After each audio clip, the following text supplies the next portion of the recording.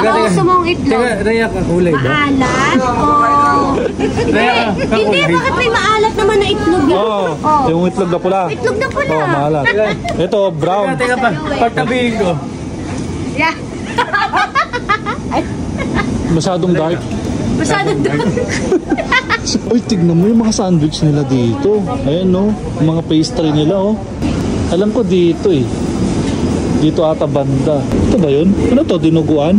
Tignan yung sukli niya oh. Ito yung, magkano to? 100. Ayan guys, nandito kami sa 7-Eleven Thailand and kukumpara natin yung mga tinda nila sa Pilipinas. So anong pinagkaiba ng 7-Eleven dito sa Thailand tsaka sa Pinas. 7-Eleven sa Pinas, 7-Eleven dito sa Thailand. Uy! Nice. Slide. Pero social sila, Rob ah. Oo, kasi social slide, automatic. Tsaka mas maluwag, madam oh. Oo. Tsaka mabango, madam. Tsaka Pero yan, mabango. daming makeup din. Mabango. Mabango. Saka yung sabon nila yung nakakaputi daw. Saan 7-Eleven yung malansa? Sabi. Uy, tignan mo yung mga sandwich nila dito. Ayan no, yung mga pastry nila oh. I want kape too. O, bili ka na ng kape. Grabe, ang dami nilang ano dito. Ano oh. Meron, madam, di ba may nagte-trending na ano? Na binibili sa 7-Eleven Thailand eh? Dito kaya sa Thailand, ano? Saan kaya yun? Siguro sa mga ganun nila. Doon ata eh. Alam ko dito. Oh, doon ata eh. Ba't mo ba sinusundan? Kape yung hinahanap mo. Tignan mo, ang dami nilang milk oh. Alam ko dito eh. Dito ata banda. Ay, di ko alam yung pipiliin ko guys. Di ko alam kung ano yung trending dito eh. Ilang dami nilang ano. Ano mga to? Pagkain na ano. Pinapainit. Ito ba yun? Ano to? Dinuguan? Ay hindi, may rice na ano. Bahala na kung ano mga ano. Mabili. Marami nilang ano. Ito yung sausage po. Naghahanap kami ng kape guys, pero ang lalaki naman to. Wala yung mga maliliit na sa shake. Wala tayo sa Pilipinas. Ito pala.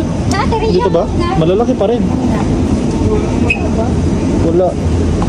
Ay, yung Milo ko, 39 pesos naman. Ay, di ba yun? Okay lang.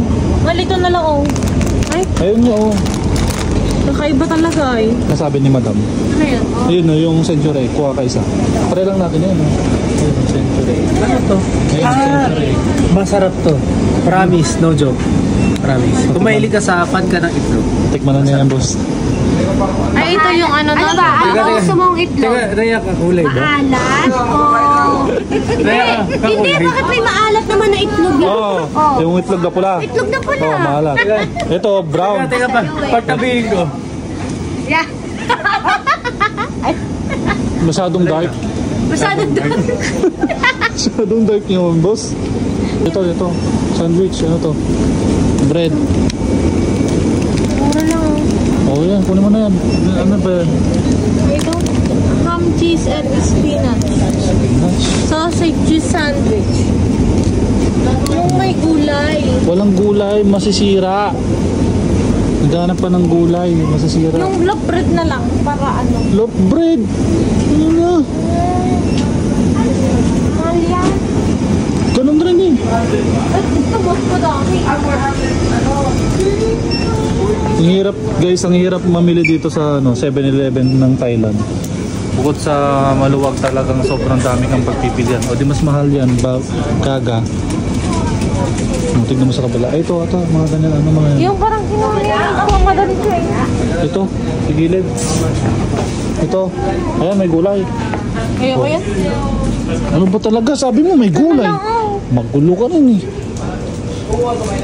O, yan na lang. May panglagahan.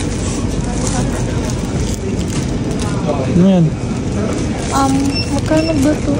Wala namang presyo. Magkano kaya yan? Magkano? Tignan yung sukli niya. Ito yung, magkano to? 120. Tapos may barya sila. Cute oh.